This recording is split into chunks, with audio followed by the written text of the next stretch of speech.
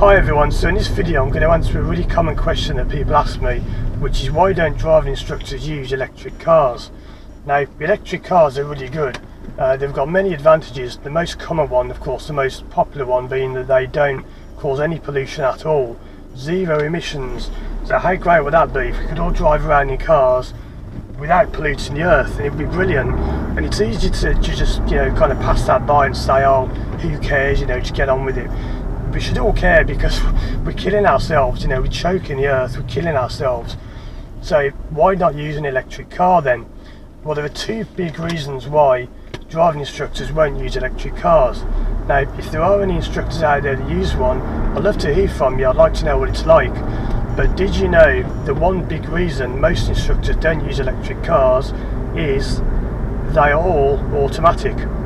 You can't get a manual electric car, they have to be automatic, which is a real shame because I would love to have an electric one, and I am currently looking at what my next car is going to be, and I was looking into getting an electric car, but unfortunately with it being automatic it means that most people don't want automatic lessons. Some do, and there is a market for it, but a lot of people just want manual lessons. That's just the way it is.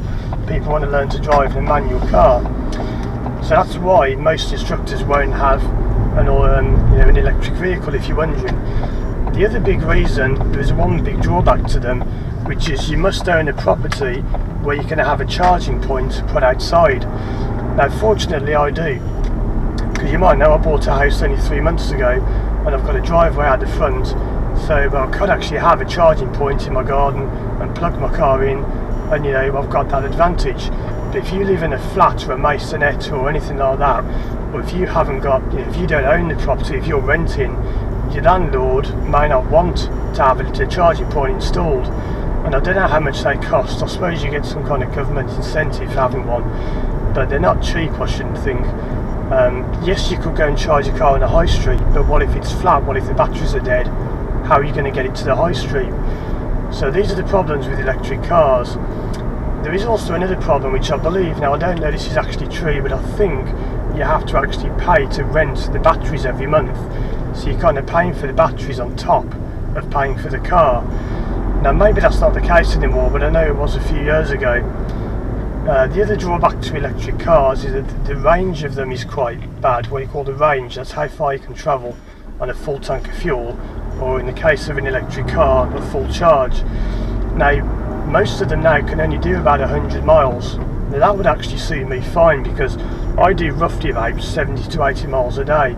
So that would suit me, down to the ground. That'd be great. And I could charge it up at home when I'm at home in between lessons. And you can get fast charging now, where I think half an hour, 10 minutes of charging gives you like 20 miles or something, I don't know. But this is the problem, the electric cars are all they're not new, they've been around for 7 years. They've actually been around for hundreds of years, and I'll be doing a video about that maybe one day. I've actually got a picture of one of the world's first electric cars, and it might surprise you how old it is.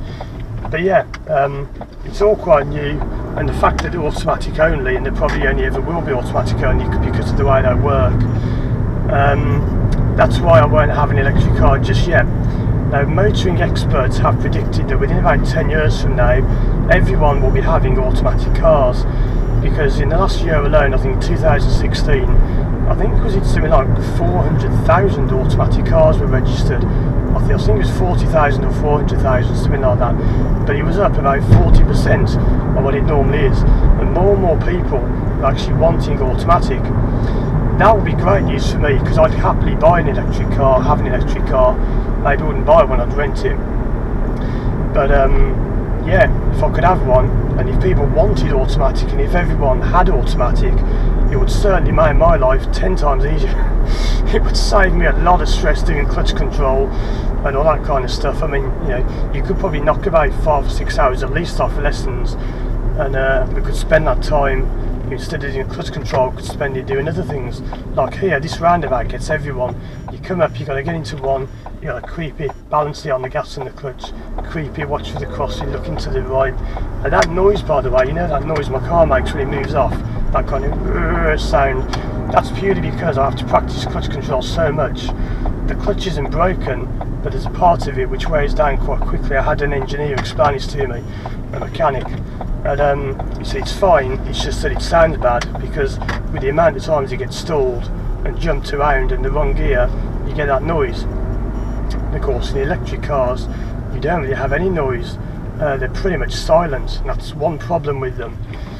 There's actually a growing market now where what's happening is quite funny. This, people spend years and years trying to get the cars quieter, more economical, and now they're so quiet, they're actually too quiet. And what they're having to do is to put fake engine noise on them. So they're actually putting speakers under the bonnet, and the speakers play the sound of an engine as you're driving. And it's a big market because you can actually customise your engine sound, so you can have a little car like this that sounds like it's got a V8 engine, or a Ferrari engine, or a Formula 1 engine, and you can actually buy different engine sounds for your car, which is quite funny. So yeah, there are many advantages to electric cars, but the two big drawbacks are they're all automatic. That's quite hard to say.